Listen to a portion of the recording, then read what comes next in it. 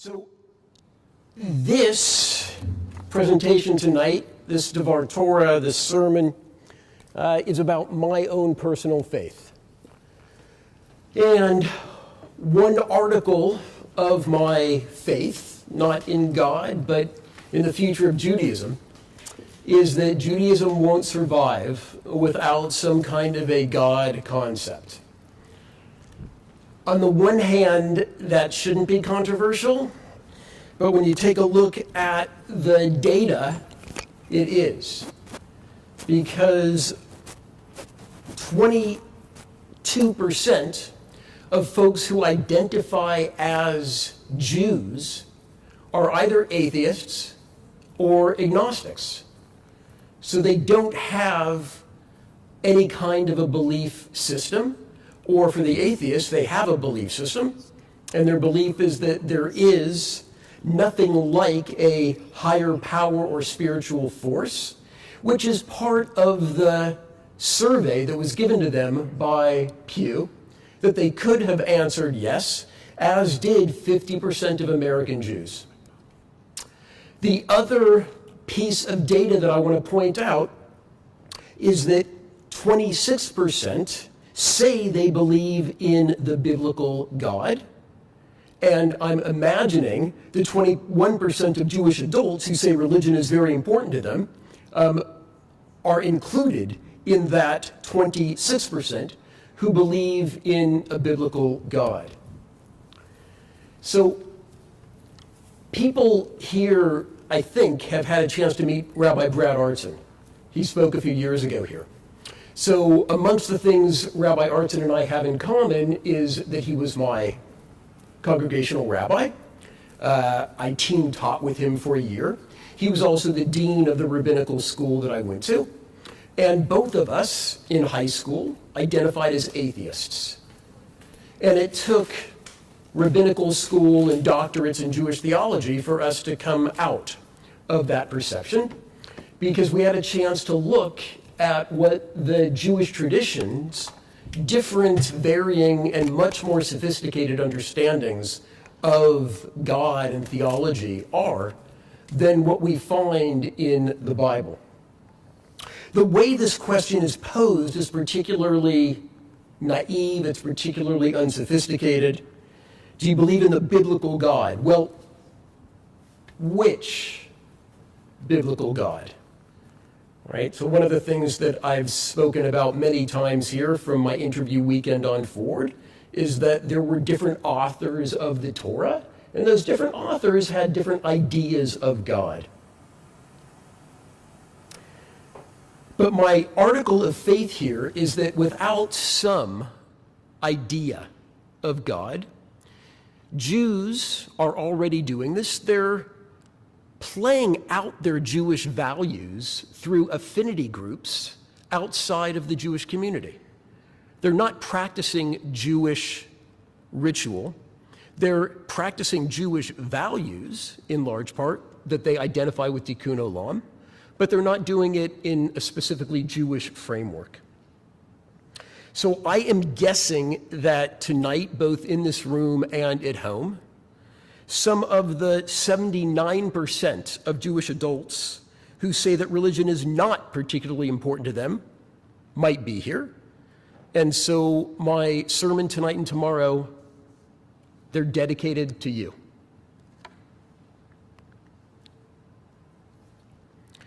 So in many ways, science has become the new religion.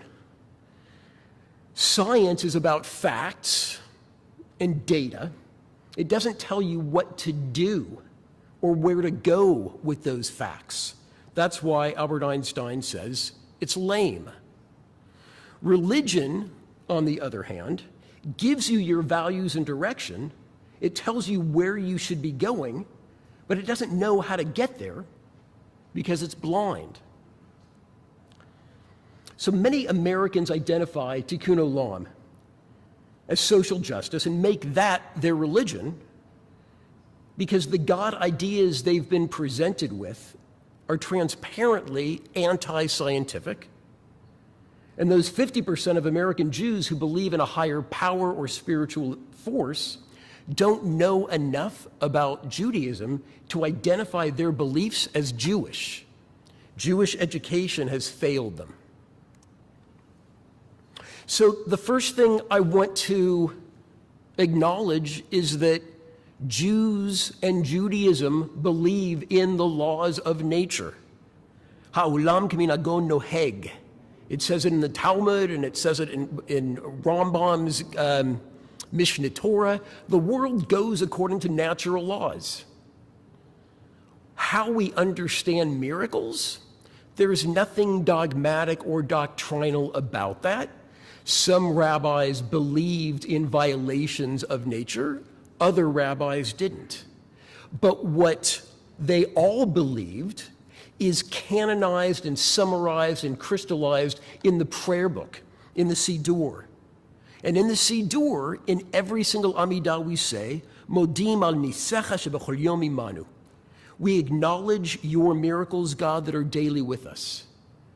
So nature can be both lawful and miraculous simultaneously.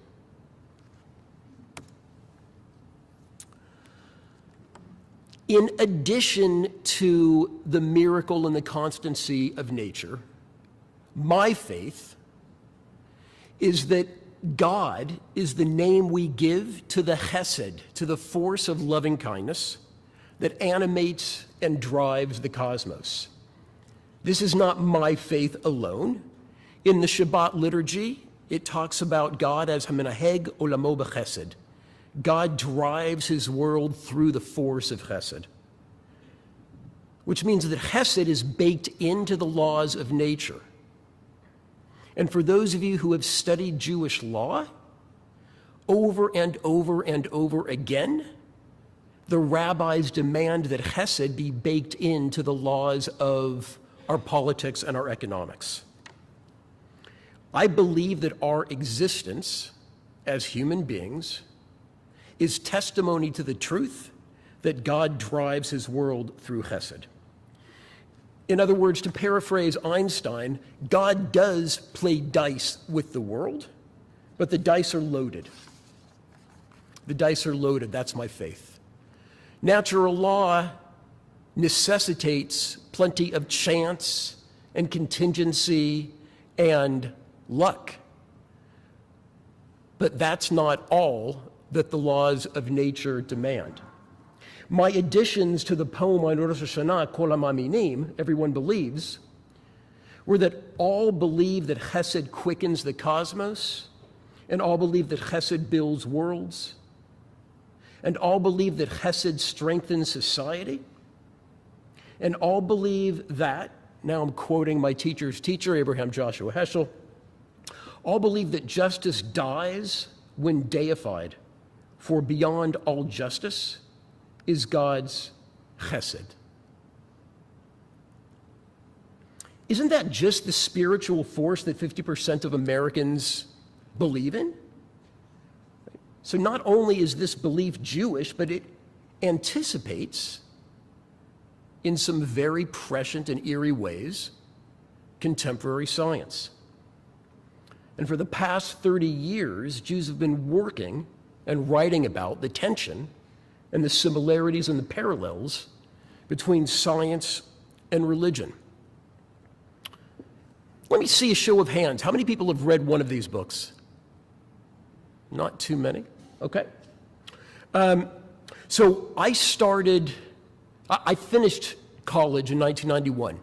And the guy that wrote the book in 1991 had just come out with Genesis and the Big Bang, and he was teaching these seminars, these 2-day seminars at Eish HaTorah, a kind of black hat, bal tshuva yeshiva in Jerusalem. And in August of 1991, I took a 2-day seminar with Gerald Schroeder, who had just published this book. And it was about the parallels between Big Bang cosmology and Kabbalah. I subsequently learned that what Professor Schroeder, Dr. Schroeder, was calling Genesis was Genesis read through the medieval mystics. That's fine, he and I disagree about that. as I started to work in this field, I want you to know that although I criticized the work of Dr. Schroeder, he continued to support my work. And one of my early publications on this topic, I dedicated to him.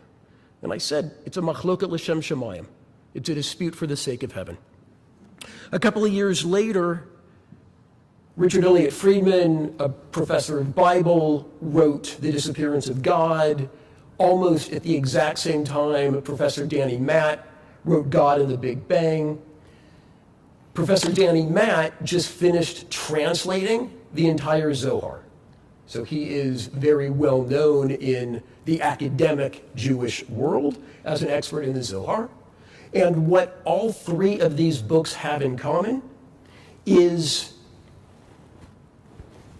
a belief that for some reason, and there's a little bit of disagreement, already in the 13th century, there were mystics who had an understanding of Big Bang cosmology in its broadest outlines that have come to be similar to the story that physicists tell us about the very early beginnings of the universe. One of the things that the scientists don't tell us, because it's not part of the science, it's not part of the body of science, the body of knowledge, or it's not part of the scientific method, is the why question about why God may have created the earth to begin with. That's a religious question. The Torah is silent on that answer. The Torah begins with, in the beginning, when God created the heavens and the earth. But by the time we get to 14th century Spain in the world of the Kabbalah, there is a philosopher and Kabbalist named Chasdei Crescas who claimed that,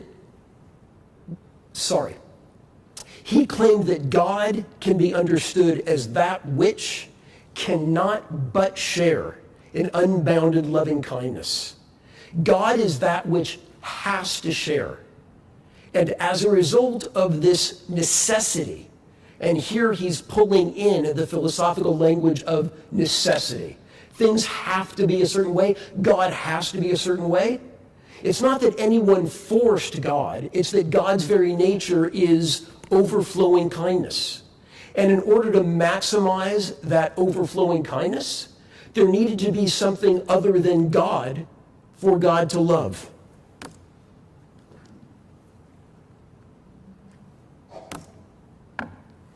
And so we get the idea, the language of divine contraction.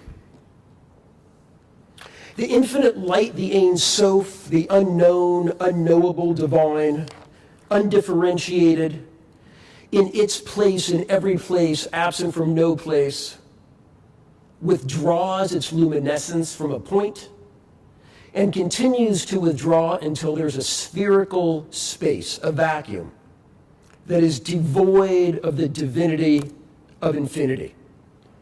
This 360-degree withdrawal of the divine into the divine, this equidistant contraction away from the initial point of evacuation, this finite expansion of nothingness within the divine infinite is the process of tzimtzum, contraction or withdrawal. It's poetic. It's not supposed to make rational, logical sense. How can the infinite withdraw into the infinite? It's religious myth. It's our religious visionaries describing in a language that is accessible to them how they understand the beginning of all. And so it's not the Big Bang, according to Harvey Weinberger, who wrote a book called The First 3 Minutes, but this is an idea that at the beginning there was this very small point. Nachmanides in 13th century Spain calls it no bigger than a seed of mustard. And from that there was an expansion. And in the process of this expansion, something went sideways. In the Zohar, it's a little different than in Isaac Luria in the 16th century. But in both cases, in the process of animating that empty space, equilibrium was lost. And what had been this force of restriction, this force of strength to balance out the love, got separated from the love, and instead of restriction, it became constriction. It became something negative. And so that is how the mystics understand what evil is. Evil is justice untempered by mercy. Evil is law without the necessary addition of mercy and compassion to make it whole. This break, this catastrophe, is called Shvirat HaKelim, the breaking of the vessels. And what Schroeder and the other two scientists that wrote their books talk about is how the process of asymmetry very much mirrors this kind of breaking of the vessels that destroys the symmetry and destroys the equilibrium that the Kabbalists talk about. And so for those of you who have read just a little bit of pop astrophysics, as the universe is beginning to cool off in its expansion, there is something that is asymmetrical, and that then allows the universe, that asymmetry allows the universe to evolve as it has. At the end of the day, the Kabbalists talk about the Sfirot, this series of 10 aspects of the divine, where each one is related to each of the others, and they're always in constant movement. They're always reacting to what's going on around them. The way the Zohar reads the Shema is not that God is one. It's not Shema Yisrael, Adonai Eloheinu, Adonai Echad. But we are supposed to say, Shema Yisrael, listen up Israel, Adonai Eloheinu, Adonai our God, Adonai Echad. It's a command to us to unify or unite the broken God by bringing together the divine aspects of love and justice, of mercy and strength. This idea of everything having an influence on everything else that we find in the Sfirot from the 13th century finds its parallel in the scientific idea of entanglement, which is really, really bizarre. The idea arrived at by 3 Jews in the first half of the 20th century is that once particles have interacted, even in the future when they're nowhere around one another, they continue to influence each other. Right? Influence at a distance. One of these 3 called it spooky.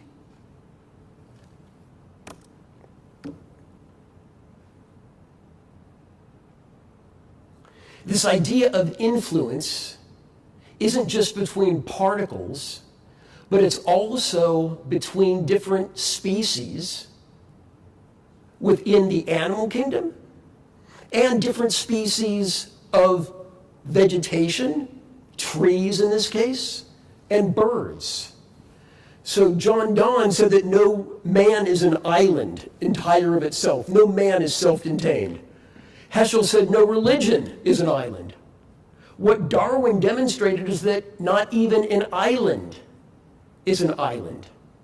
Because on these different islands in the archipelago of the Galapagos were these different finches that had different kinds of beaks.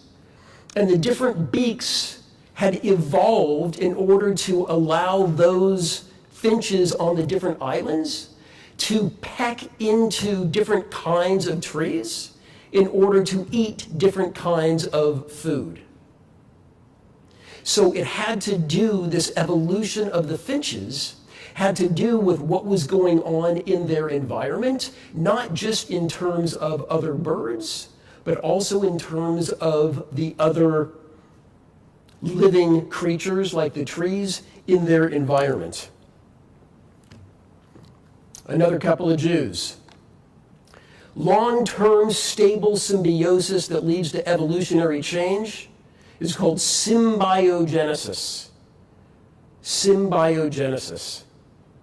These mergers, long-term biological fusions, beginning as two species in a symbiotic relationship, are the engine of species evolution. Charles Darwin emphasized competition. Charles Darwin lived at the height of the Industrial Revolution. Already in Russia, 30 years later, there was a Russian naturalist named Kropotkin who wrote a book called Mutual Aid. And so the communists, the socialists, the Marxists, saw that it's not only about competition between the species, it's also about cooperation and mutual aid. And that's part of the natural laws that God has used to create our world with as well. All evolution is co-evolution. And throughout this process of evolution, there are these breakout moments where the development is discontinuous. And we have a lot of different names for these moments. The tipping point, escape velocity, critical mass, phase change. But what scientists tend to use is the term emergence. And it's when a system's individual components generate qualitatively new properties that are not derivable or reducible to the system's individual elements. Take water, H2O. Is it the molecule of hydrogen that's wet? Or maybe it takes two molecules of hydrogen to be wet. Or maybe it's the oxygen. Right? Wetness is not a property of the hydrogen or the oxygen. It's only a property of the water, the H and the 2 and the O together. Another aspect of emergence is self-awareness.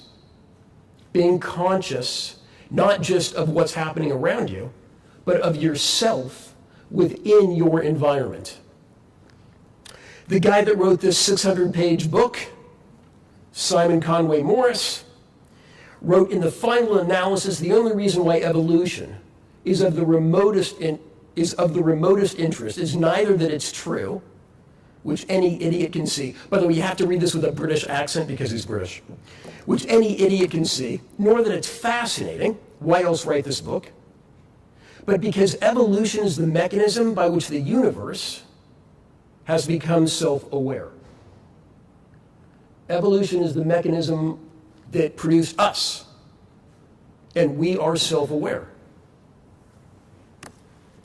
So one of my heroes, Hans Jonas, wrote that the very least that we have to grant to matter that developed from the Big Bang in regard to what ultimately emerged later on, that's us, is an original endowment with the possibility of eventual inwardness, meaning the ability to be self-aware. So from the Big Bang and the matter that was generated from the Big Bang, there was the potentiality for us and all that we bring to the evolutionary table. That is enough for me to ground my faith. My teacher identifies himself as a neo-Hasidic mystical panentheist. It's a lot to unpack. But he says human beings are capable of insight that comes from a more profound realm of existence. In other words, there are mystics who are able to access truths and visions that are outside of the realm of scientific measurement. And it's these kinds of visions that have informed our tradition's understanding of creation for thousands of years. Rabbi Green goes on to say, we have emerged as partners of the One in the survival and maintenance of this planet. Our evolution is not over. And in the future, we will fully know and realize the One, the divinity, that lives in all beings. Okay. That's theology. That's theology so far. What does that have to do with Judaism? Our understanding of God can't be in conflict with what science tells us about the nature of reality. And that's Kaplan. The intelligence or the science to which religion must learn to submit its content is that inclusive process of thought which views each aspect of reality as an interrelated whole. And he believes, as do I, that the Torah and Judaism does that. Intelligence does not preclude either intuition or mysticism, but intuition should not be confused with supernatural revelation, nor mysticism with intellectual surrender. Torah is our response to our beliefs about God. Religion is what you do based on your theology. You believe something about God, and you respond to that belief. Our religion, the Jewish religion, is Torah. It's our collective response, developed over millennia, to how we should behave based on how we understand God. We anticipated much of this and intuited our relationships with the rest of creation. Those 26% of Jews who say they believe in a supernatural biblical God have either surrendered their intellect or they believe, as does Dr. Schroeder, that the biblical God is best understood as the medieval philosophers and mystics did. The medieval philosophers and mystics largely rejected an omnipotent, omniscient God, and the Kabbalists insisted that there was an aspect of the divine that was always interacting with creation. One might even say that God was co-evolving with the creatures. As George Bernard Shaw said, God is in the making. The God I described is both authentically and traditionally Jewish and a spiritual force, a higher power, that 50% of American Jews should be able to sign on to. That's crucial for two reasons. The first is that I think it's prerequisite for Jewish survival. Without God, Judaism will rot. The second reason is that the Torah's primary purpose, what our best minds have spent millennia developing policies to promote, turns out to be a specific case of our planet's most urgent challenge: how to live long on the land that the Lord our God has given us. We Jews are in a unique position to contribute to the salvation of our civilization. It's as if our entire history, our theological insights, our debates, our catastrophes, our dispersals, our responses to new and changing circumstances, and our survival have all prepared us for this moment. As our ancestors responded to God's call, so will we, together. Hinenu. Hinenu. Gemar Chatima Tova. Shkoach.